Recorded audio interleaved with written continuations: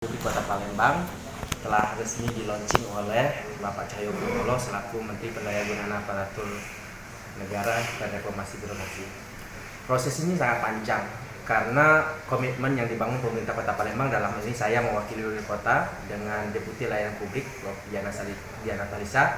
Kami tanda tangan untuk mendirikan Mall Pelayanan Publik di Kota Palembang itu pada tanggal 25 Februari tahun 2018. Kita berkomitmen bahwa pemerintah Kota Palembang akan mendirikan Mall Pelayanan Publik. Berjalannya waktu 2018, gedung SPC yang kita rencanakan untuk didirikan Mall Pelayanan Publik itu digunakan untuk Media Center Asian Games.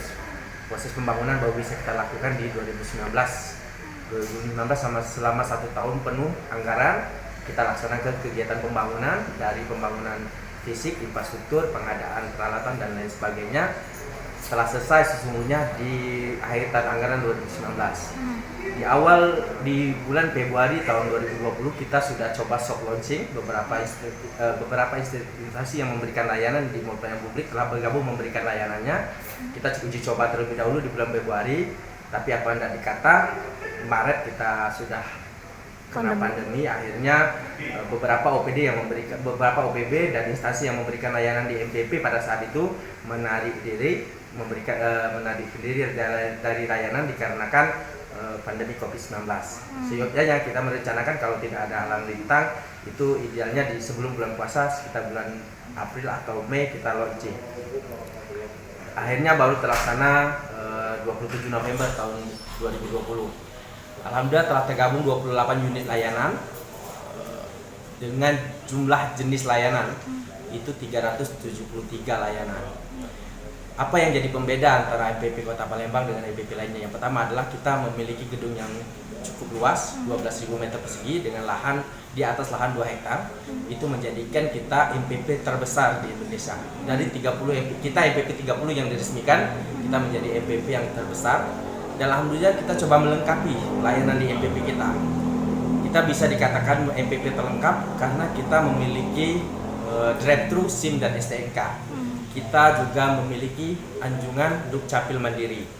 Selain itu juga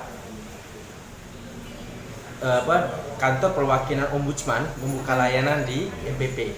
Ini juga menjadi satu-satunya MPP yang menyediakan langsung pada masyarakat yang ingin mendapatkan penjelasan tentang permasalahan hukum yang dihadapi dapat berkonsultasi dengan pengacara negara yang memberikan layanan di ruang layanan Kejaksaan Negeri Kota Palembang. Selain itu juga MPP Kota Palembang coba membangun transparansi antara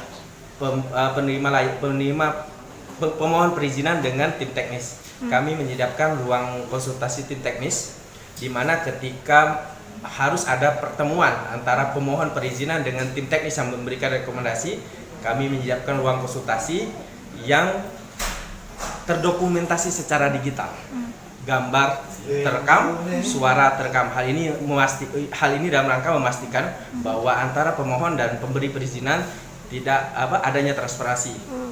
Selain itu juga kami menyediakan photo booth.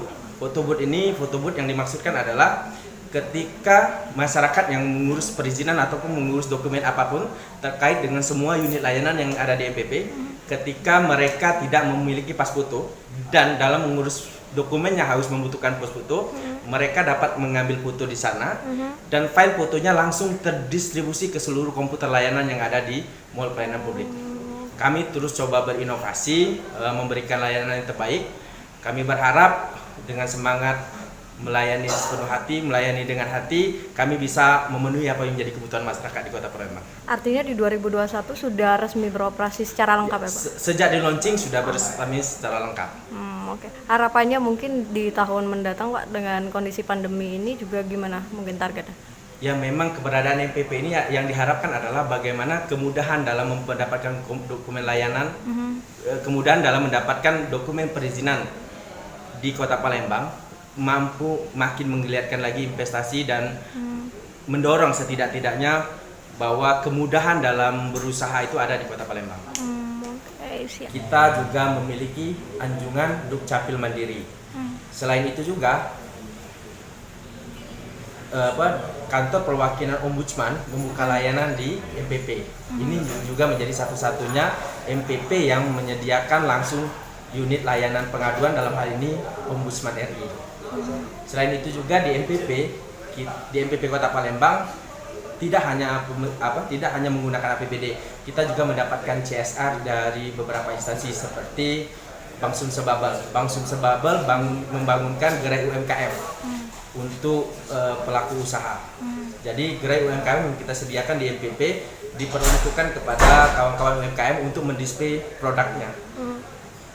Pelibatan UMKM ini kita juga melibatkan HIPMI Kota Palembang. Jadi teman-teman pelaku usaha UMKM di bawah binaan HIPMI dapat mendisplay produknya, dapat menjual produknya di MPP secara gratis tanpa biaya sewa. Kita menyiapkan fasilitas internet dan listrik untuk gerai UMKM tersebut. Selain itu juga dari Indomaret membangun fasilitas panti pijat tunanetra. Jadi teman-teman tunanetra dalam memberikan jasanya memberikan pijat tunanetra bisa tersedia di MPP. Itu juga secara gratis tanpa biaya sewa, dan pembangunan juga menggunakan CSR-nya Indomaret. Yang jadi pembeda lainnya juga adalah ruang Kejaksaan Negeri. Di MPP Kota Palembang terdapat ruang layanan Kejaksaan Negeri Kota Palembang. Tidak hanya untuk proses pembayaran tilang, tapi di sana juga terdapat layanan konsultasi hukum. Jadi kepada masyarakat yang ingin mendapatkan penjelasan tentang permasalahan hukum yang dihadapi, dapat berkonsultasi dengan pengacara negara yang memberikan layanan di ruang layanan Kejaksaan Negeri Kota Palembang. Selain itu juga MPP Kota Palembang coba membangun transparansi antara